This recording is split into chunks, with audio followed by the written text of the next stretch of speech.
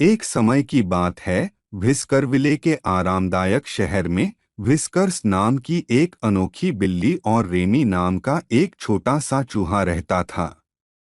उन्होंने एक पड़ोस साझा किया जहां बिल्लियों और चूहों ने किसी तरह यह पता लगा लिया था कि सापेक्ष सद्भाव में कैसे रहना है। एक छोटी सी बात को छोड़कर व्हिस्कर्स को साहसिक केपर्स के लिए एक अजीब भूख थी, और रेमी उनका पसंदीदा मेनू आइटम था। व्हिस्कर्स अपने चिकने काले फर और शरारती हरी आंखों के साथ अपने अधिकांश दिन व्हिस्करविले की गलियों और छतों पर घूमते हुए बिताते थे। उसे शहर की सबसे चालाक बिल्ली के रूप में प्रतिष्ठा प्राप्त थी, और प्यारे नागरिकों के बीच उसकी शरारतों की कहानियां कानाफूसी करती थीं। दूसरी ओर रेमी एक तेजतर्रार और साधन संपन्न चूहा था, जिसे शहर के कोने कोने में घूमने के अलावा और कुछ पसंद नहीं था।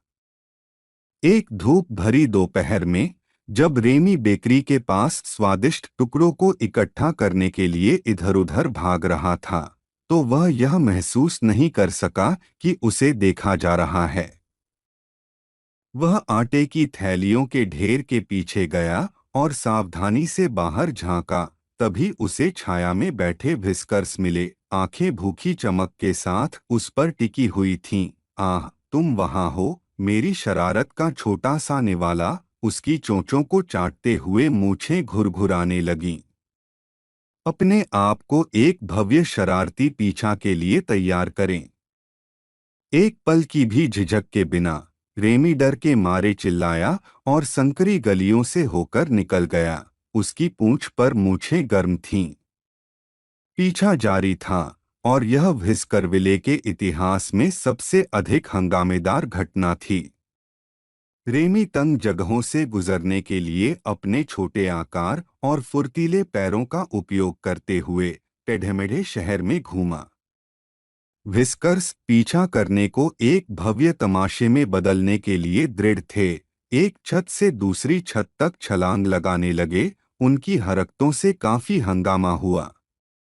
शहर के लोग, जो अपने बिल्ली के मित्र की शरारतों के आदी थे, अपनी खिड़कियों से बाहर झांक रहे थे और अप्रत्याशित दौड़ का आनंद उठा रहे थे। जैसे ही रेमी शहर के चौक में घुसा, उसने फलों की एक उल्टी हुई गाड़ी देखी, जिस पर हर दिशा में सेब लुढ़क रहे थे।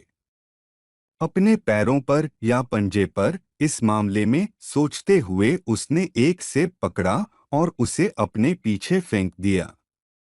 सेब एक बैरल से उछला और व्हिस्कर्स स्क्वायर की नाक पर लगा, जिससे वह लड़खड़ा गया और रेमी को कुछ दूरी हासिल करने का मौका मिला। यह दृश्य देखकर नगरवासी हंसने लगे। सेब की घटना से विचलित हुए बिना व्हिस्कर्स ने अपना संयम वापस पा लिया और नए दृढ़ संकल्प के साथ पीछा करना जारी रखा। रेमी को एहसास हुआ कि उसे एक अधिक विस्तृत योजना की आवश्यकता है। वह शहर की पनीर की दुकान में भाग गया। जैसे ही वह स्वादिष्ट चीजों के गलियारों से होकर गुजरा, व्हिस्कर्स उसके पीछे पीछे चल रहा था। उसकी आंखें एक पनीर दावत की संभावना पर चमक रही थीं। लेकिन रेमी के पास अन्य विचार थे। उसने बड़ी चतुराई से पनीर के पहियों के एक टॉवर को गिरा दिया, जिससे एक बैरिकेड बन गया, जिससे लगातार चलने वाले व्हिस्कर्स की गति धीमी हो गई। विचलन का लाभ उठाते हुए रेमी पनीर की दुकान से भाग गया और व्हिस्कर्स को स्विस और चेडर के जाल में उलझा दिया। चूहे की चतुराई से प्रभावित होकर शहरवासी एक बार फिर खुशी से झूम उठे। व्हिस्करविले में पीछा जारी रहा। रेमी ने व्हिस्कर्स को बगीचों, बेचों के नीचे और फूलों के गमलों के आसपास एक आनंदमय नृत्य में नेतृत्व किया।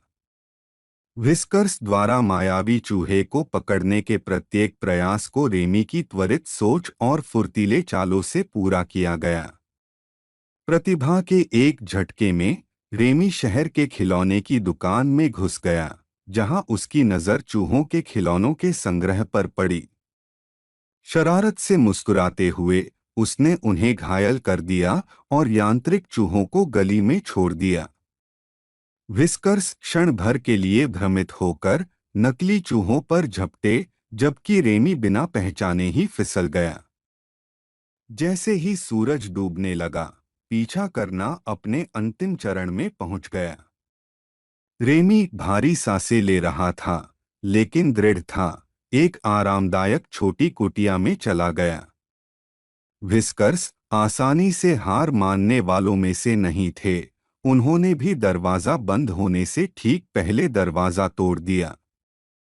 कुटिया के अंदर वातावरण हलचल भरी सड़कों से एक शांत, आरामदायक आश्रय स्थल में बदल गया।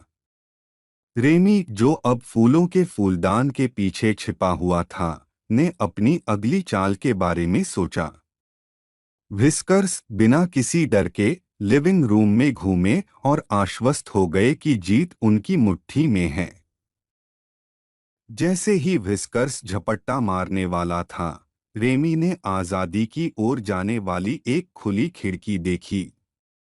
ऊर्जा के विस्फोट के साथ वह कमरे में तेजी से दौड़ा, कुशलता से फर्नीचर को चकमा दिया और व्हिस्कर्स की पकड़ से बाल बाल बच गया। जब पीछा अपने चरम पर पहुंच गया, तो कुटिया के बाहर इकट्ठा हुए शहरवासियों की सांसें अटक गईं।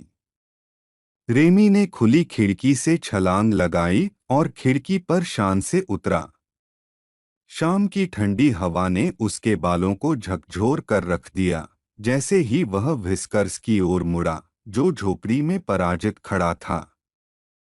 अपनी पूंछ के एक झटके के साथ रेमी रात में गायब हो गया और व्हिस्कर्स को उस मनोरंजक शरारत पर विचार करने के लिए छोड़ दिया जो सामने आई थी।